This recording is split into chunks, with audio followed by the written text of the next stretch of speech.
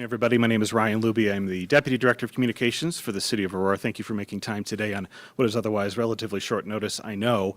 You're going to hear from a handful of people today about Chief Acevedo. First, you're going to hear from Mayor Mike Kaufman. He'll make some brief remarks, followed by City Manager Jason Batchelor. And then we have Chief Acevedo here, of course, to answer your questions. I know there are probably lots of them. I had mentioned in a news release that we were going to hear from Deputy Chief Morris. I got ahead of myself. I apologize. You'll probably get a chance to hear from her after she is appointed sometime next week. So with that, I will kick it over to the mayor. Well, thank you so much. It's a sad day for the city of Aurora. However, we are blessed to have had Chief Acevedo here, Interim Chief. We hoped that he was going to be the chief for the time that we had him. He has set us on a positive trajectory in terms of the leadership in the department, effective strategies in bringing down the crime rate, and extraordinary progress under the consent decree. And so, I understand it's a family matters, family issues, and I respect that. But it is a loss to the city, but nonetheless, we are grateful for his time here.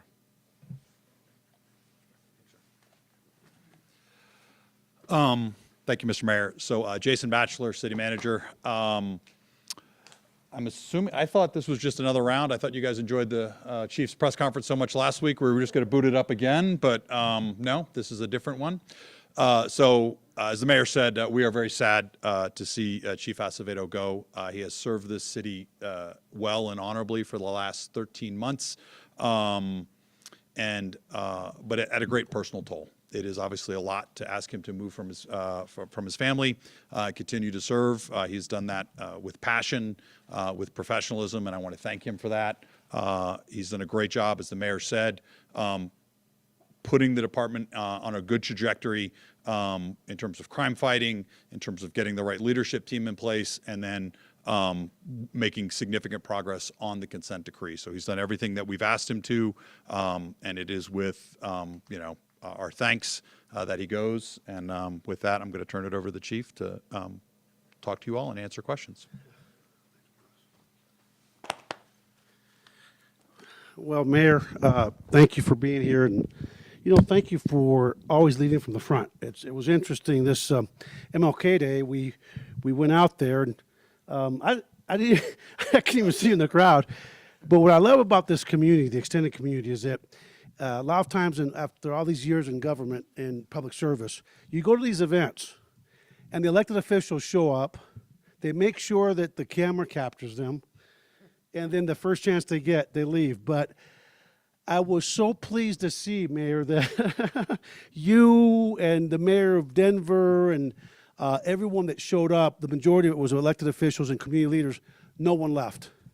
They all braved the cold, the sub-zero temperature, and we saw it like MLK, Martin Luther King, and all our heroes of the civil rights movement that I certainly have as an immigrant and a person of color who's English as a second language.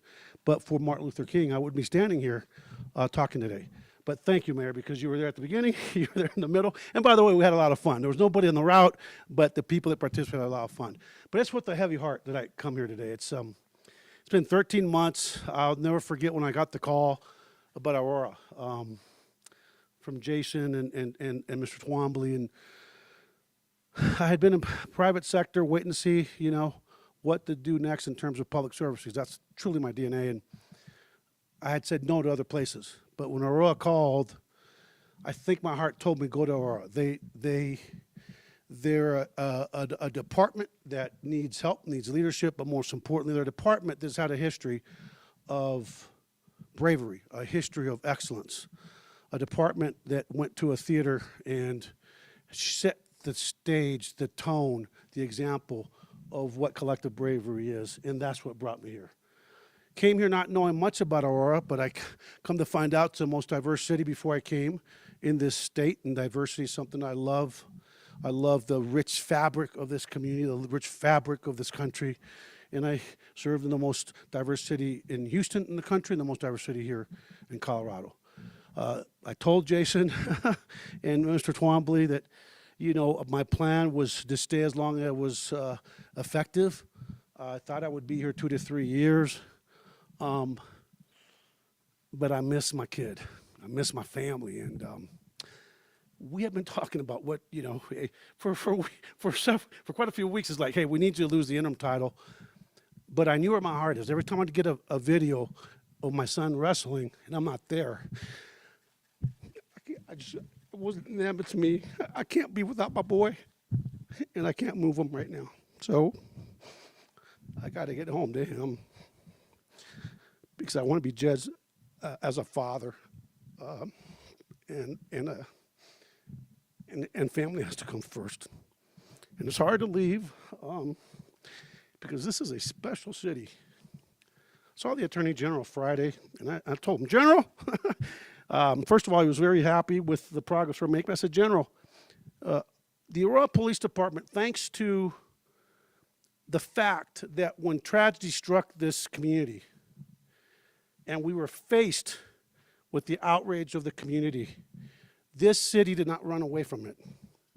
This city did not run away from responsibility. This department didn't run away from it. We embraced it. Like I said the other day, out of that tragic death of a young man, I remember the judge saying was quirky, we have placed this department on the right track. Been here for 13 months. I was very intentional. Our mayor's a major in the Marine Corps, served in 2 different branches. Our manager is a West Point graduate, was the epitome of leadership. And we were very intentional in the last 13 months of assessing our leadership. See, because what has brought discredit this department isn't a result of the collective hearts of the men and women that serve this community. It was a failure of leadership. And that leadership failed the officers, failed the city, and failed the community.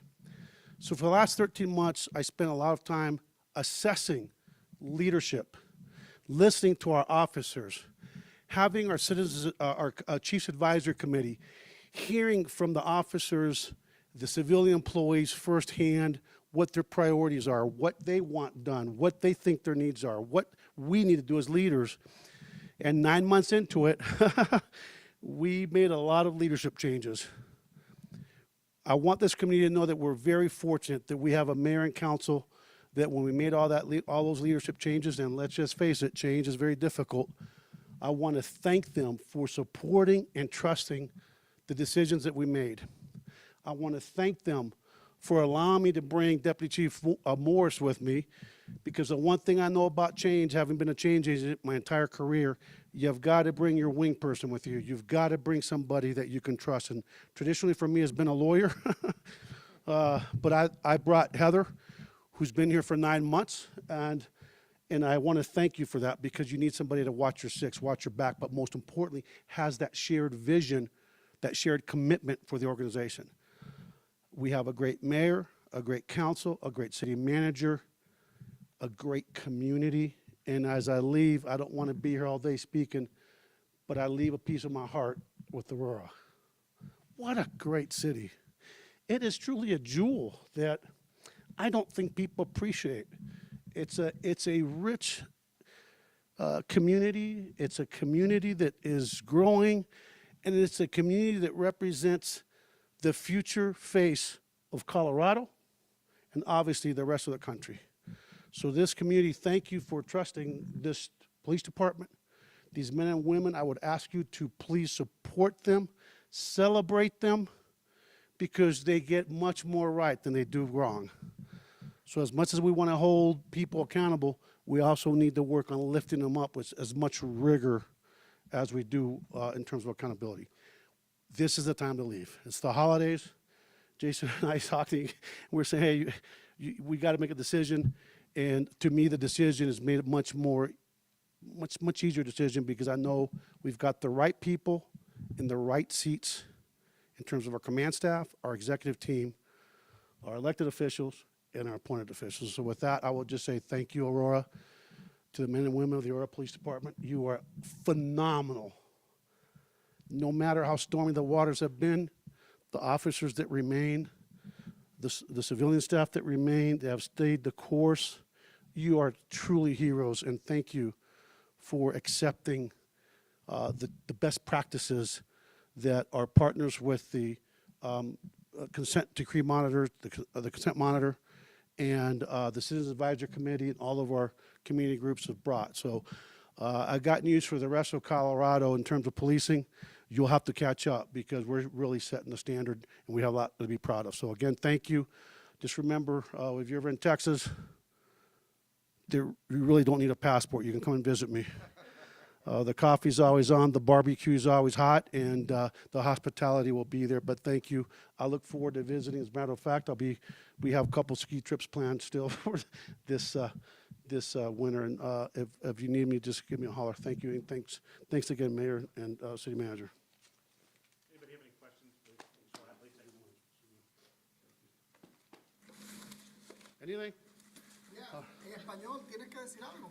Además que le quiero decir a la comunidad en español, para mí, mire, hace como 13 meses llegué aquí, cuando estaba fuera del departamento de policía, de este oficio que yo me he enamorado con el oficio de oficial.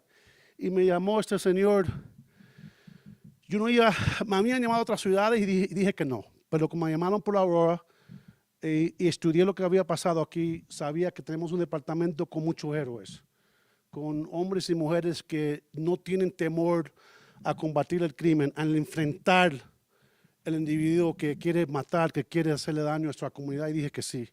En los últimos 13 meses, lo que yo he encontrado es un departamento que está listo para seguir adelante. Y los problemas no son problemas de los oficiales, son un problema del liderazgo. Pero en estos 13 meses tengo un hijo que lo extraño mucho. Y tengo que ir a donde está mi corazón. Mi corazón está con mi familia. Es con mucho dolor que me voy, pero me voy sabiendo que dejamos el departamento en buenas manos. El liderazgo que tenemos ahora, que hemos puesto en esos 13 meses, es un liderazgo que va a mantener el departamento siguiendo adelante junto con la comunidad. Así que la reforma es lo que me encanta, el servicio público es lo que me encanta, pero al fin del día tengo que ser papá más que nada en la vida y tengo que regresar a mi familia. Tenemos un alcalde y los oficiales aquí del concilio que nos apoyan mucho, y tenemos un manejador que nos apoya mucho, y tenemos, la verdad, todo está listo para mantener el movimiento para adelante. Okay? Thank you all very much. Appreciate it. Chief, we have another question. Oh, yeah, sure. Tony Kovaleski with Denver City. Hi. Based upon what you know happened in the search before you got here. Yeah. If the city decides to expand to a national search to fill your role, do you think the city of Aurora can draw qualified candidates with resumes like yours moving forward?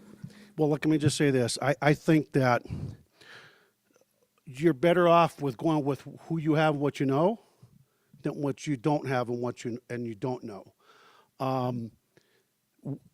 By all accounts, if you look at the last 13 months in the city, we have made tremendous strides, and I have not done that alone.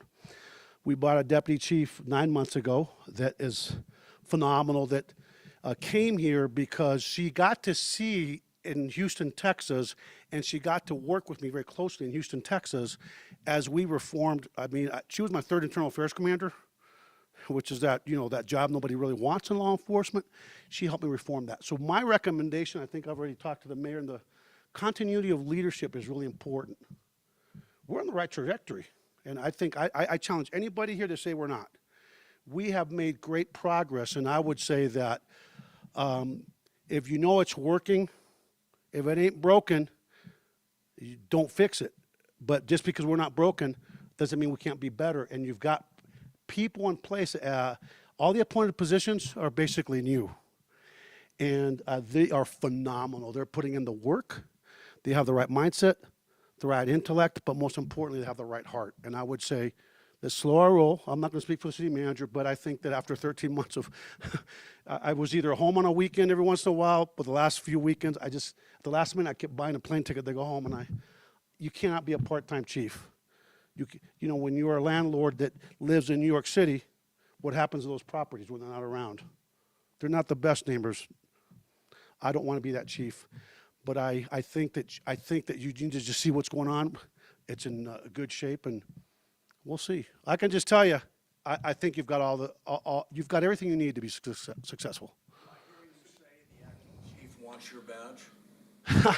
Look, if you take, I don't know what she wants. I will tell you this. I always tell the best job in the police department is always number 2. Let's face it.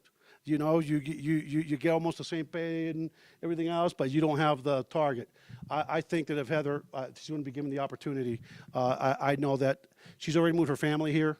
If she's successful, you know, go with what you know and not what you might get, because sometimes you might regret what you bring later on. So let time be her judge.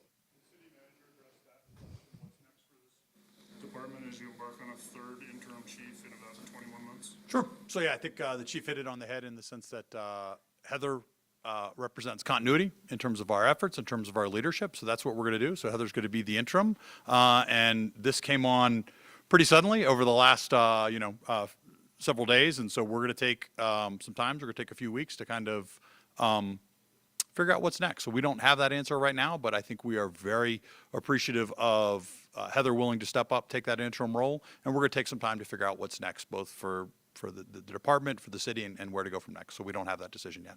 So not embarking on a search immediately? No, we're going to take some time. What makes you think Chief Morris can gain the trust of the force and the confidence of the force? She's been here. I think that's part of what the chief talked about. She's been here.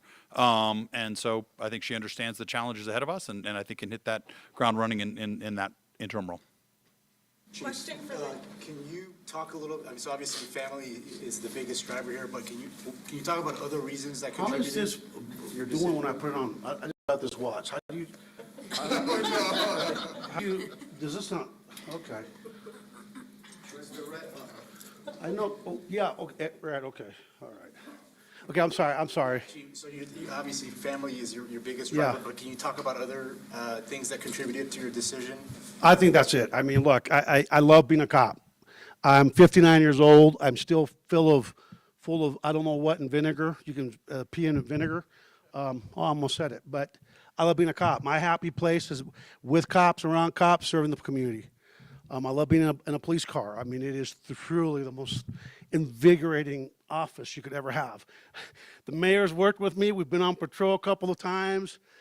It's just, but it's family. I mean, I've already been talking to a chief about becoming a reserve officer for now until I see what happens. It's like being a cop. Policing, you know what? The American police officers, this generation of American police officers, I would say that our profession is the most scrutinized profession in this country. They're making split-second decisions in very dynamic situations, and their decisions are then dissected by the millisecond by juries and lawyers and everybody else, you know. But I would say that this generation of the American police officer in 37 years of policing is the best educated, best trained, most scrutinized, and the most professional in the history of American policing. That's a fact, and I think that if you don't believe me, let's go back to the 50s, 60s, 70s, 80s, and pre-Rodney King and compare the collective work of police officers today to then. So, no, it's just, it's funny because my boy says, Dad, I know how much you like it, but, so he's trying to be strong. It's actually, it's me. I don't want any regrets. But like you said, you feel supported by the council here, the city? Oh, absolutely. This mayor and council have been phenomenal. It's what's so interesting is that people talk about, because that's the world we live in, right? Everybody wants to talk about and focus on when they disagree in terms of left and right. But I tell you, so I came here thinking, oh my God, it's going to be like, you know, Monday Night Wrestling every Monday or what? And they had so many more points of agreement in the last 13 months. I saw a mayor and a council on both sides of the aisle. They were more focused on problem solving than on trying to get their latest quote to the, you know, extreme base, because it's a tough time in American history. I mean, you've got the political spectrum used to be moderate, right, progressive, conservative. Does everybody agree with that? And now it's moderate, progressive, conservative, and batshit crazy on both sides of the aisle. past that. And you know what? Most Americans are pragmatic people, and I saw a lot of that going on. I saw a lot of thoughtful deliberation and really good public policy. Look, they're not throwing away the key, and, just lock them up, throw away the key, but they also want to have real consequences to help combat crime. And I think when I said last week we're creating an island of safety, that's part of it. But they're also looking at how we can help with our unhoused community, how we can leverage the public safety, the public entities around here, our partners, our federal level, county, state, our non-governmental agencies. So there's a lot of good things going on here. So that's just, it's family, man. I mean, if it was up to that little guy, he'd probably, I don't know if he wants me home because I run a tighter ship than Mom does, okay? I run a tighter ship than Mom does. Last time I was home, I was kind of questioning his buddies, which I don't think he appreciated. Yes, sir. ¿Ejercer en el futuro? ¿Eh? ¿Tiene planes de volver a ejercer en el futuro? ¿Para ser jefe? Sí. Yo creo que sí, yo quiero ser un departamento más, porque esto es, mire, nosotros éramos refugiados y el servicio público es lo que está en mi corazón y si un departamento más me gustaría hacer, pero este es un buen tiempo. Look, you're leaving on a high. The consent decree is on good track. It really is on track. Crime is down. I think that the standing of the department in the community as I go out there talking to folks, the reaction I've gotten from some of the community leaders and elected officials at every level of government has been really touched my heart. But you see, they think they're talking about me. What they're actually talking about and reacting to is the collective work of the men and women of the department. They're the least important person is the chief. It's the men and women that make it happen. Yes, sir. Que el principal problema que tenemos es el miedo a las autoridades. Sí. Mira, acuérdate que yo sé que estamos en una época en este país que hay mucho temor a las autoridades. Acuérdese que en este país y en esta ciudad, el único que tiene que tener temor a la policía es el delincuente. Porque si eres víctima, si eres testigo, aquí no hay que tener temor porque aquí estamos a sus órdenes. Nosotros estamos interesados si estás indocumentado o no. Si eres víctima o eres testigo, adelante. Y ese es el corazón de nosotros. Anything else? Yes, ma'am. Did you consider moving your family here? Yeah, we've discussed that, and actually we talked about that when I first came here, and we don't have any family here, and we have at least we have an uncle in Austin, and that's where Jake went to elementary school. If we had family here, we would have moved him, but it's just we don't. I want to miss it. I mean, people asked about, how does it going from the biggest departments in the country in Austin and Houston, the California Highway Patrol, to the small department? First of all, we're not a small department. We're not a small city. We're a huge, dynamic, complex, vibrant city that I don't think people appreciate because Denver's there. But I got news for them about 15, 20, 25 years. Denver's stuck where they're at. This city's going to continue to grow. And I think we have the right leadership to do the growth in a smart way. A couple more. Yes, ma'am. Thank you for your service here, and it's touching to see how you cry about your son. Could you just touch on, there was an article that came out that said that you were recently served papers in Oh my God, Lord have mercy. Does that have anything to do Yeah, with this? no, absolutely not. That's for a deposition involving the Harding Street tragedy, and who, by the way, I look forward to that deposition because there has been so much, you can't really talk about ongoing cases, and especially when we had criminal investigations going. I'm really looking forward to that deposition because if it wasn't for this chief, they might have gotten away with it, and that will come out in deposition. That's all that was, Harding Street deposition. Chief, when the last chief was fired, she was under a lot of pressure from our police unions, and she was criticized by them for some of the things that she did, and so I'm wondering if pressure from the police unions influenced your decision at all, or if you were under pressure from the unions to step down? No, absolutely not. Look, unions, I've always said it before, I'll say it again, I am very pro-labor. I absolutely support labor because those are those that would think we should get rid of police unions. But the problem is if they don't have rights, we'll go back to the 50s where police officers, the mayor said, hey, go beat that person of color just because they're protesting for rights. I am completely supportive of unions, but unions, they have a role to play. My door's always open to them. That's my nephew. He said, I told him to take him to the movie. He's actually wants to see me. Absolutely not. My door's always been open. The reason that I put a Chiefs Advisory Committee together is because sometimes union leaders will give you what's important to them, but they won't tell you what's important, truly important to the men and women on the streets. And I guarantee you that in my entire career, I've always spent more time with the cops than the union leaders do, because ask union leaders, especially ours, when's the last time they went, how often they actually go on patrol in the middle of the night? You know, I've been on patrol, I don't know how many times in the middle of the night, including with the mayor. So, no, that's the nature of the relationship, but absolutely not. So would you describe this as your retirement, or have Oh, you God, thought at no. all about I next was steps raised by a professionally? Cuban refugee that said you die with your boots on. My dad almost literally died with his boots on. I've got so much energy in me.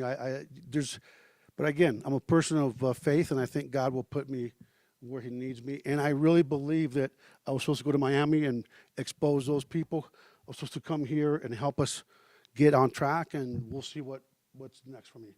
Okay, a couple more. I'm getting thirsty. I feel like Marco Rubio right now. I'm sorry. Building on the other question, Chief, and as a parent, I appreciate what you said about your son. But candidly, phones have been ringing with pressure about whether you're going to stay or leave. Yeah. Was this 100% your decision, or were you getting pressured to either stay or go? It's 100% my decision. I know that sometimes people think they're more important and more powerful than they are. That they think they are, but no, it's 100% my decision. And I think that, quite honestly, my wife always says the only time you're happy is when you're in a fight. So people that don't want me here should be glad I'm leaving, because I guarantee you this ain't my first rodeo, and I can certainly say it won't be my last rodeo. Anything else? Oye, dos más, because you guys, I got to go. Dime. ¿Cómo compara la criminalidad en Aurora antes de ejercer el puesto y ahora que se va, cómo la puede describir? Yo creo que, aquí con nuestros oficiales, yo creo que los oficiales le hemos enseñado, porque hay que, como líder, hay que enseñarle, explicarle que ellos no están rotos, que la comunidad no le tienen odio, que la comunidad lo apoyan, y que esta orden del consent decree es una tremenda oportunidad. Y yo creo que le hemos abierto el cerebro, la mentalidad, y la mayoría de los oficiales están completamente en favor de lo que estamos haciendo. And the question was, how does the mindset of the officers? I think that when I first got here, I really believed that there was a us versus them in terms of the consent decree. There was something bad. And I think in the last 13 months, our officers and our staff have really realized it has been a tremendous blessing for them, and it's been a tremendous opportunity, and they've really embraced it. They've seen the fact that we were able to change the hiring process and all these things that are happening that will make them a better department. Two more, and I'm really done, because I got to go. Jessica Crawford, Denver 7. Hi. I grew up with you as police chief in Houston also, by the way, so.